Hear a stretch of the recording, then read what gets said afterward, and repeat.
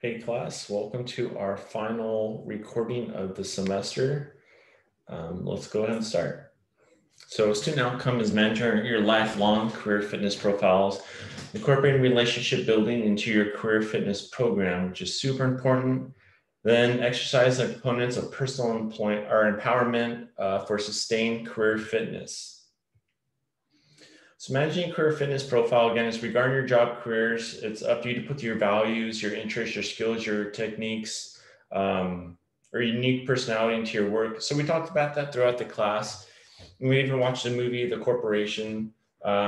So again, if you value something, if you feel very specific about something, something interests you, if you have a set of skills, something like that, you want to make sure you're working for the right company to best fit your needs. That includes, again, if their values are the same, if the pay is something that you're interested in, if the location is okay with you. There's tons of things that go into it. Maybe how your family feels about that. So it's one thing you definitely want to check out that we went through multiple times through this class. We also talked about attitude. So if you have that can-do attitude, a lot of times you're just easier to work with, and people are just happy to be with you. So an attitude is almost everything. And then your brand. What are you going to be known for? You're going to be known for that nice person, the one that's willing to help out other individuals, or are you going to be known for that crabby person that people don't want to be around, that people actively go out of their way to dodge you. And if you're working or you currently work, or maybe play sport or in a club or something like that, start looking for these different personalities if nobody comes to mind. But again, that's going to be on you to decide, who you want to be in the workforce.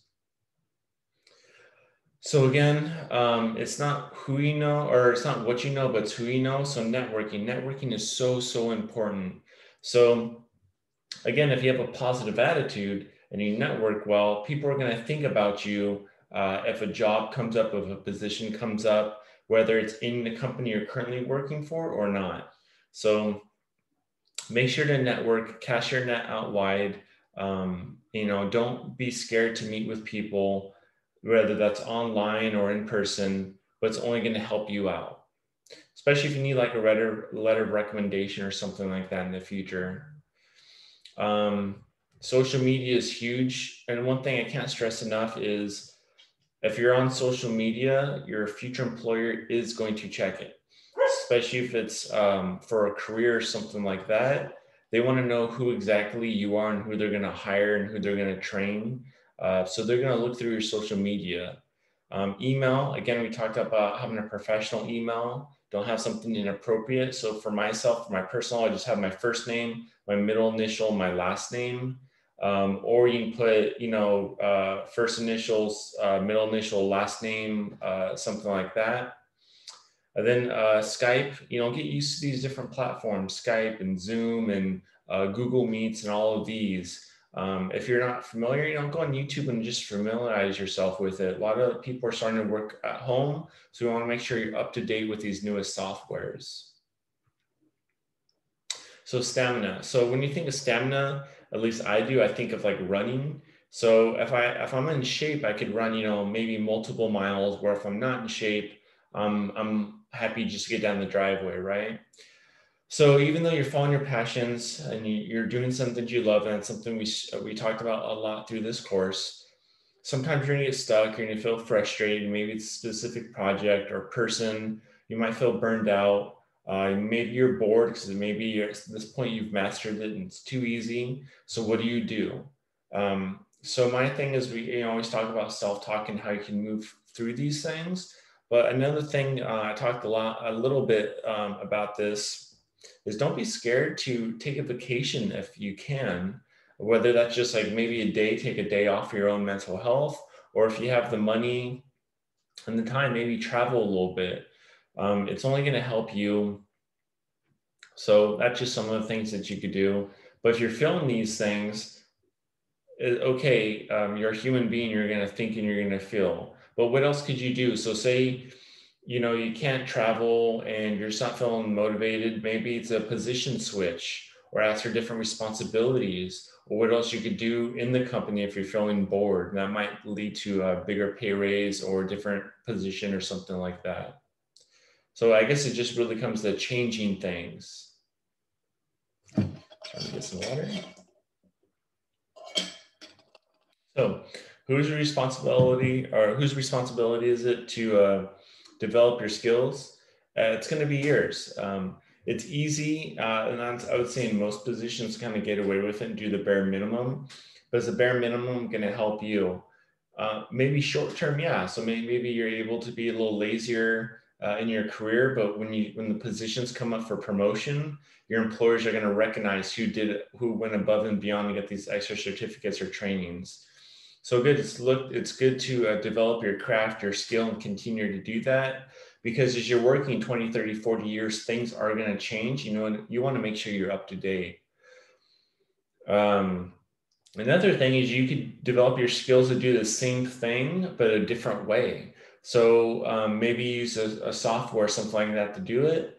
And then that software isn't working. You know, how else could you complete that task? Plus, it's only going to help you to be more diverse. So that's super important. And then try not to resist change. It's human nature to be like, hey, I don't feel comfortable. This is what I've done and I've always done, and I'm totally cool with that. And if that's so, you know, that's up to you. But, you know, don't be scared to learn a second or a third way how to do so. So again, throughout this chapter, or I'm sorry, throughout this semester, we talked a lot about, you know, mental health and why it's so important. So, you know, you need to recognize, respect, and rejoice in you. We're all unique individuals. There's 7 billion people on this planet. And we've talked about how you might share the same sex, the same culture, the same religion as other individuals, but you could be a completely different person, and you are a completely different person. So I want you to recognize that, you know, that your journey isn't someone else's journey, and it's really up to you. So again, you know, just try yourself to try to believe in yourself, your values. And if you're not happy, don't feel like you're stuck in something. Or, you know, sometimes people get into a position where they're making pretty decent money and they feel stuck, but realize that you have these transferable skills that we talked about through the semester, and you could bring those to a new job. So don't be scared if you have to jump ship.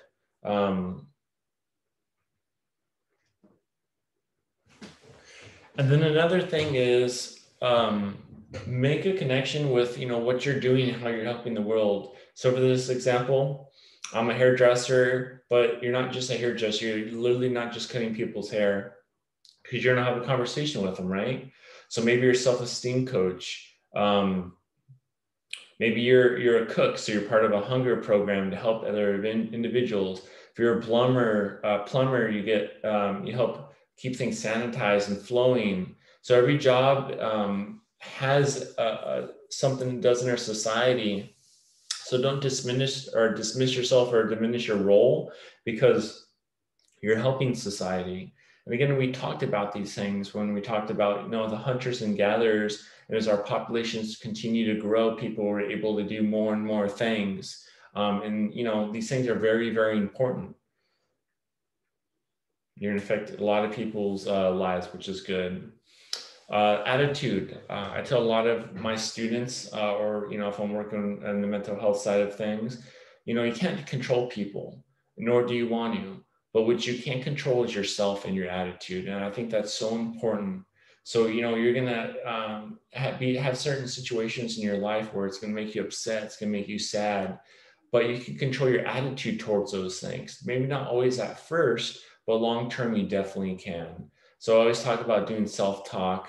If someone upsets you, you know, listen to your self-talk, try not to overreact, really think about what's going on, and have not just sympathy, but empathy, and put yourself in their shoes. And maybe that's why they're acting that specific way towards you. It's super, super important. Again, I always encourage self-talk in the right ways.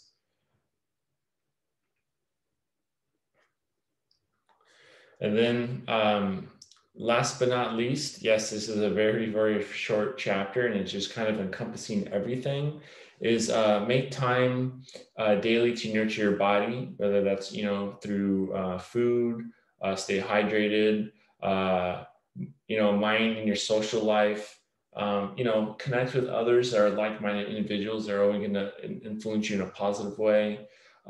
Physical fitness is huge. Even, you can't get to the gym, maybe do some push-ups, maybe go for a walk. Again, great quality food, maybe uplifting music that just kind of speaks to you, or maybe that's a podcast or religious, maybe it's a prayer or something like that. But then hang out with friends and family, again, if you feel that it's a positive interaction for you. And that is it. So please continue to work on your projects they're due in the next couple of weeks. As always, if you have any questions, please let me know.